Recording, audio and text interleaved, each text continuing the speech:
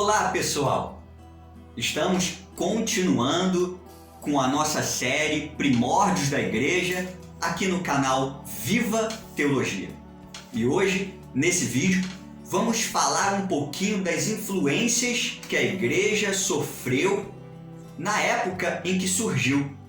Vocês podem estar até se perguntando se a igreja tinha que sofrer influência. Olha, todo movimento novo sofre alguma influência de alguma coisa ou de alguém. E com a igreja não foi diferente. Com a igreja primitiva, com os primeiros cristãos, com esse movimento chamado cristianismo, não foi diferente. É só a gente ver outros exemplos, como o rock. O rock teve a influência do soul. O soul veio primeiro do que o rock. O ritmo soul veio primeiro e o rock pegou o ritmo soul como influência. Da mesma forma, na história, a gente vê outros movimentos, como a independência dos Estados Unidos, que tiveram a influência da Revolução Francesa. E como esses movimentos tiveram influência, também a igreja primitiva teve influência no que estava acontecendo da época para crescer, para se tornar um movimento que as pessoas vissem. E hoje a gente vai falar sobre algumas dessas influências. As mais importantes foram a dos gregos, a dos romanos, a dos judeus e, é claro, de Jesus, o seu líder. Mas especificamente hoje vamos estar nesse vídeo falando sobre os gregos e romanos.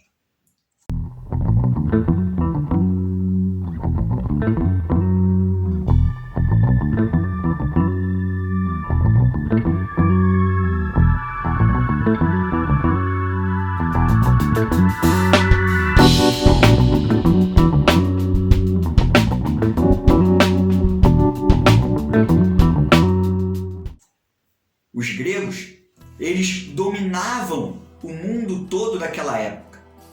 E a Palestina estava entre um dos territórios que os gregos dominavam. E o que é interessante notar que a dominação grega foi uma dominação mais intelectual.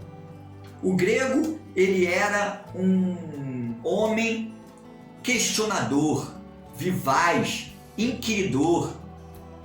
O grego era um homem pensador e ele fez com que as nações que ele tomou, com que ele dominou, também tivessem traços da sua cultura, que é chamada helenismo.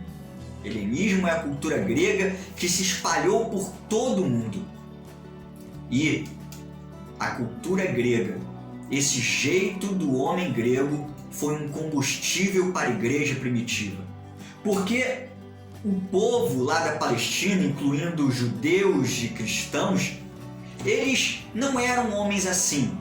Mas os cristãos, eles começaram a se fazer desse jeito grego, porque o jeito grego ia muito com as suas questões também. Por exemplo, os gregos tinham os filósofos, como Sócrates e tantos outros. E esses filósofos iam para as praças públicas debater e questionar sobre a vida, questionar sobre fatos da vida, sobre coisas da vida. E os filósofos, muitas vezes, nessas praças públicas, questionavam sobre existência de Deus, existência do homem, existência do bem e do mal, e tantas outras. E essas coisas iam de encontro aos cristãos, iam de encontro à fé cristã. E aí, a igreja primitiva pega isso, pega esse lado pensador e lado questionador dos gregos para também crescer, para se fazer presente naquela sociedade. É só olhar Lucas, o evangelista Lucas. Ele escreve o seu evangelho com um evangelho cheio de detalhes, cheio de questões, cheio de nuances. E esse evangelho tem todo o jeito dos gregos. E os cristãos, conforme o movimento foi sendo criado, eles pegaram esse jeito grego. Outra influência grega na vida da igreja primitiva foi a língua, o grego.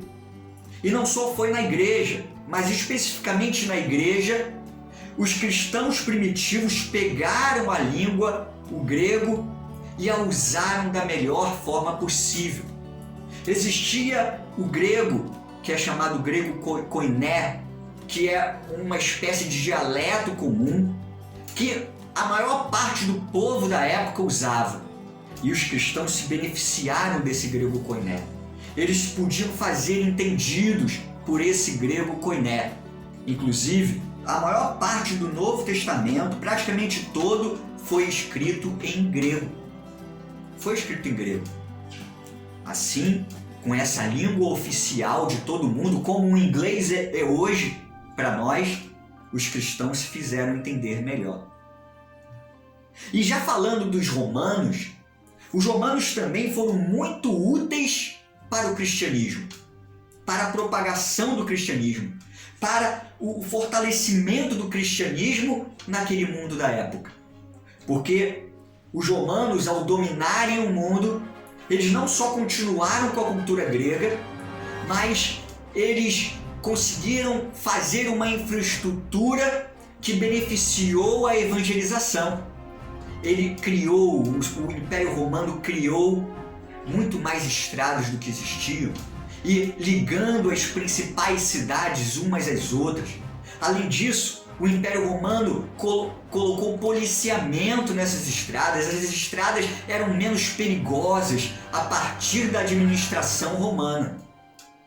Além disso, o Império Romano derrotou os piratas da navegação, que também traziam prejuízo na navegação, não só no comércio, mas nas viagens das pessoas.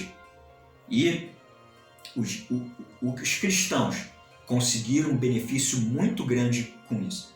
É só a gente ver o que está descrito, o que Atos 8 descreve para a gente, ali no versículo 1 e versículo 4.